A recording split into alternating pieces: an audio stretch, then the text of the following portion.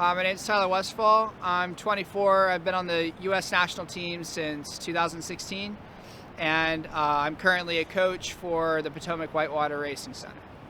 So the Olympic discipline of canoe slalom is an event which is timed where competitors race from the top to the bottom of a section of whitewater in which there are around 20 gates, 6 of which are red, indicating that the paddlers must go through them upstream, and the rest of which are green, indicating that the paddlers must navigate them downstream.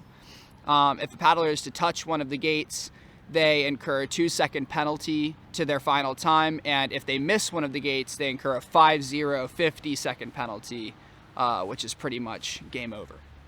There are 2 main disciplines in slalom. One is kayak, in which the competitor is in a seated position using a double-bladed paddle, and the other is canoe, where the competitor is in a kneeling position using a single-bladed paddle. Canoe slalom is unique because every whitewater course is different.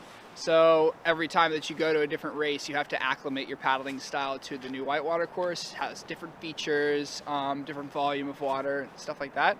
Then you have every race is going to be different because the combinations of those gates on that course are going to be different as they set them the day before the race, and they even change them during the race from the qualifiers to the semifinals and finals. And then you have the inconsistencies of whitewater alone, which is ever changing. So every time that you go down that course with that gate combination, it's going to be different. So these paddlers are challenged both physically but also mentally to constantly be adapting their paddling style, not only from course to course and from race run to race run, but within second to second during their race run as the whitewater in front of them changes.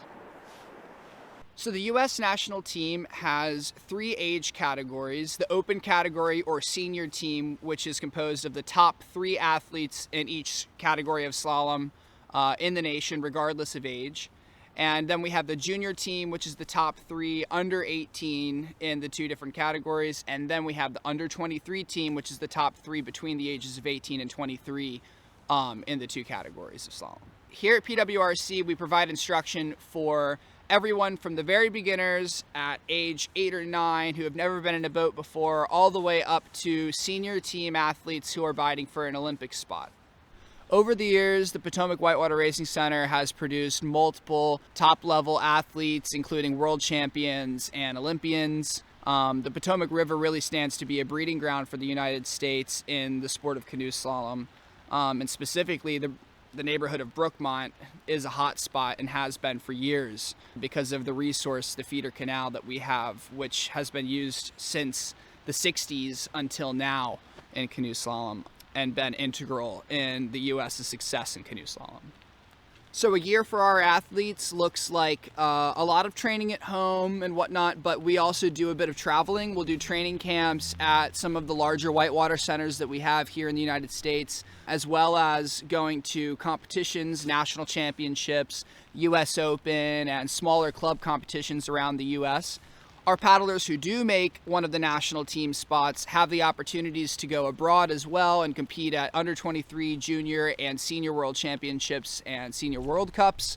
There's also a series of races that are held in Europe every year that are open category, meaning that anyone can compete. So our paddlers that don't make it onto a national team still have the opportunity to go get international race experience during the summers, which is very cool. It prepares them for when they inevitably do make it onto one of the national teams. Canoe slalom, in addition to the competitive aspect, is also just an amazing base for anyone that wants to get into the sport of kayaking. So even if you're just a river runner, or if you want to get into river running, slalom is a great place to start. You can really perfect your techniques and hone in on your skills. So even for the athletes that don't end up making it onto a national team or totally falling in love with the competitive aspect of the sport, they could take the skills that they learn here and apply it to their river running endeavors, which is really a lifelong practice that many people take well into their 50s, 60s, 70s.